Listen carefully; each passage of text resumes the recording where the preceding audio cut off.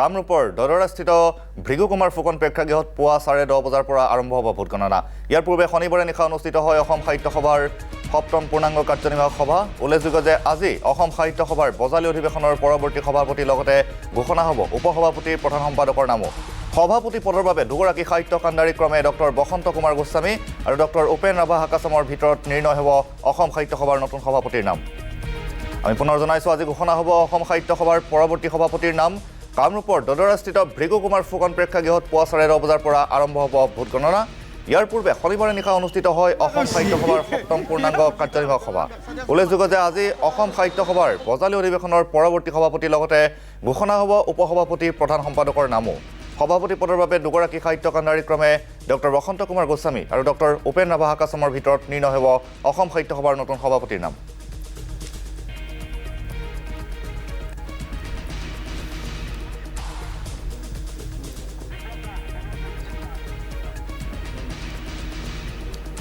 আৰু এই বিষয়ে অধিক জনাব আমাৰ সাংবাদিক দীপক দাসে। চিৰ চেনেহী মোৰ ভাষা জননী, এই উদ্দেশ্য আগত ৰাখি অসম সাহিত্য সভাই এইবেলি নতুন সভাপতি প্ৰধান সম্পাদকে আদি কৰি উপসভাপতিৰ নিৰ্বাচন যি অনুষ্ঠিত কৰিছিল, এই নিৰ্বাচনৰ ফলাফল আজি ঘোষিত হ'ব। আৰু মই এই মুহূৰ্তত উপস্থিত আছোঁ কামৰূপ জিলাৰ দদৰা উচ্চতৰ মাধ্যমিক বিদ্যালয়ত। আৰু এই দদৰা উচ্চতৰ মাধ্যমিক বিদ্যালয়তে কিছু সময় পিছতে ভোট গণনা অনুষ্ঠিত হ'ব। মোৰ লগত প্ৰধান সম্পাদক উপেন্দ্ৰজিৎ শৰ্মা আছে। তেওঁৰ মুখৰ পৰা মই পোনপ্ৰথমে জানিব বিচাৰিছোঁ কি ক'ব। আৰু কিছু সময় পিছতে যি সভাপতি, উপসভাপতি আৰু প্ৰধান সম্পাদকৰ নিৰ্বাচন আপোনালোকে ভোট গণনা কৰিব, কেনেদৰে আৰম্ভ কৰিব বা কেনেধৰণে এই প্ৰক্ৰিয়াটো ৰাখিছে? আমাৰ গুৱাহাটী মেঘদূত ভৱনত সংস্থাপিত যি বেলট বাকচ আমি যোৱা 5 ডিচেম্বৰ তাৰিখে বন্ধ কৰিছিলোঁ, আৰু সেই বেলট বাকচ ইতিমধ্যে আনি থকা হৈছে।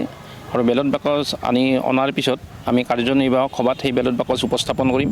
আমাৰ নিৰ্বাচন সমিতিৰ বিষয়ববীয়াবিলাকে তাতে আহি উপস্থিত হ'ব।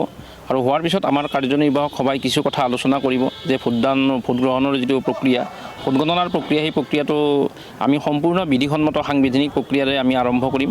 আৰু ইয়াতে আমি কাৰ্যনিৰ্বাহক সভাত আলোচনা মৰ্মে আমি 10-12জনমান আমি এই কাৰ্যনিৰ্বাহক সদস্য, যিসকল আমাৰ নিৰ্বাচনৰ লগত প্ৰত্যক্ষভাৱে জড়িত হৈ থকা নাই বা যিসকলৰ বিষয়ে আমি কোনো অভিযোগ পোৱা নাই, তেনেকুৱা ব্যক্তিক আমি গোটেই অসমৰ ওপৰত চালি জাৰি চাই আমি 10-12জন ব্যক্তিক আমি তেওঁলোকক সহযোগ কৰিবৰ কাৰণে আমি প্ৰতিনিধিত্ব কৰিবৰ কাৰণে তেওঁলোকক আমি পঠিয়াম। আৰু তাৰপিছত আমাৰ পৃথকে এই ভোট যিটো গণনা পৰ্ব, এই পৰ্বটো আমাৰ সমাপন কৰিম। এই পৰ্বটো 2টা প্ৰক্ৰিয়াত হ'ব। আমাৰ উপসভাপতি আৰু প্ৰধান সম্পাদকৰ যিটো নিৰ্বাচনৰ ভোট গণনা প্ৰক্ৰিয়া, সেইটো আমাৰ যিখন নিৰ্বাচন সমিতি আমি পাতি দিয়া হৈছে 3জন আমাৰ আইনজ্ঞ ব্যক্তিৰ জৰিয়তে, তেওঁলোকে আমাৰ এই কাৰ্যনিৰ্বাহক সদস্যৰ সহযোগত সম্পন্ন কৰিব। আৰু আমাৰ উচ্চ ক্ষমতা সম্পন্ন সমিতিৰ হৈ আমাৰ কাৰ্যনিৰ্বাহক সদস্যই সেইটো গণনা কৰিব। যিহেতু এটা বাকচতে গোটেইখিনি আমাৰ বেলট কাকত তাত আছে, খামবিলাক আছে, সেইখিনি আমি প্ৰথমতে আমি পৃথক কৰি লোৱাৰ কাৰণে তেখেতসকললৈ পৰামৰ্শ আগবঢ়াইছোঁ। আৰু সেইখিনি পৃথক কৰি লোৱাৰ পিছত সেই গণনা প্ৰক্ৰিয়া আৰম্ভ হ'ব। আৰু তাত আমি প্ৰতিজন আমাৰ যিজন প্ৰতিদ্বন্দ্বী প্ৰাৰ্থী, সেই প্ৰাৰ্থীসকলৰ পৰা আমি তেওঁলোকৰ যি এজেণ্ট প্ৰতিনিধি, সেই প্ৰতিনিধি বিচাৰিম। আৰু সেই প্ৰতিনিধিৰ সন্মুখত ৰাখি এখন এখনকৈ তেওঁলোকক দেখুৱাই এই স্বচ্ছ আৰু নিকাভাৱে সেই ভোট গণনা প্ৰক্ৰিয়া সমাপন কৰিব পাৰিব। আৰু তাত আমি সংবাদ মাধ্যমকো আমি প্ৰৱেশ কৰাৰ আমি সুযোগ দিছোঁ। কিমানগৰাকীয়ে ভোট গণনা কিমানগৰাকীয়ে ভোট ভোটাধিকাৰ সাব্যস্ত কৰিছে? 849টা ভোট আছে। গোটেই আদৰণি সমিতি মিলি, শাখা জিলা সকলো মিলি 849টা ভোট আছে। গতিকে সেই ভোটৰ কিমানটা ভোট আহি এতিয়া বাকচত বন্দী হৈ আছে, সেইটো আমি এই মুহূৰ্তত ক'ব নোৱাৰিম। আৰু সেইটো খোলাৰ পিছত, গণনা হোৱাৰ পিছত সেইটো ক'ব পাৰিম। হয়তো কিছু ভোট আহি নাপাব, কিছুমান শাখাৰ অৱহেলা বা এনেকুৱা ব্যক্তিৰ কাৰণে, আৰু কিছুমান দূৰণিবতীয়া হেৰি কাৰণে হয়তো সময়ত আহি নাপাবও পাৰে। কিন্তু আমি ভাবিছোঁ যে গোটেইখিনি প্ৰায় বেছিখিনি আহিছে। আৰু আমি এটা স্বচ্ছ আৰু নিকাভাৱে এইবাৰ আমি বেলট পেপাৰ আমি শাখা জিলালৈ আমি প্ৰেৰণ কৰিছোঁ। কাৰণ শাখা জিলালৈ আজি প্ৰতি শাখাই বেলট পেপাৰ পাইছে। আৰু এইটো নিৰীক্ষণ কৰিছে আমাৰ প্ৰতিখন জিলাত দুগৰাকীকৈ কেন্দ্ৰীয় পৰ্যবেক্ষকে। আমি দুগৰাকীকৈ কেন্দ্ৰীয় পৰ্যবেক্ষক আমি নিয়োজিত কৰিছোঁ। আৰু গোটেই কথাখিনি আমি চাইছোঁ, চালি জাৰি চাইছোঁ। আৰু সকলো শাখাই পাইছে, আৰু কোনো শাখাৰ পৰা, কোনো জিলাৰ পৰা কোনো ধৰণৰ এই ক্ষেত্ৰত আপত্তি অহা নাই। আৰু সকলোৱে অংশগ্ৰহণ কৰিছে। আৰু এইটো এটা জাতীয় জীৱনৰ সেৱা কৰিব আহিছে। সকলোৱে এটা উদাৰ মনেৰে আহিব লাগে, কোনো ধৰণৰ কথা ইয়াতে থাকিব নালাগে। গতিকে আহক, আমি সকলোৱে জাতিৰ আমি ভাষাত আমি সেৱা কৰোঁ। নিৰ্বাচন প্ৰক্ৰিয়াটো স্বচ্ছ আৰু নিকা হ'ব? নিৰ্বাচন প্ৰক্ৰিয়া সম্পূৰ্ণ স্বচ্ছ আৰু নিকা। অকল নিৰ্বাচন প্ৰক্ৰিয়াই নহয়, আমাৰ কাৰ্যকালৰ সকলো প্ৰক্ৰিয়া স্বচ্ছ আৰু নিকা হ'ব লাগিব।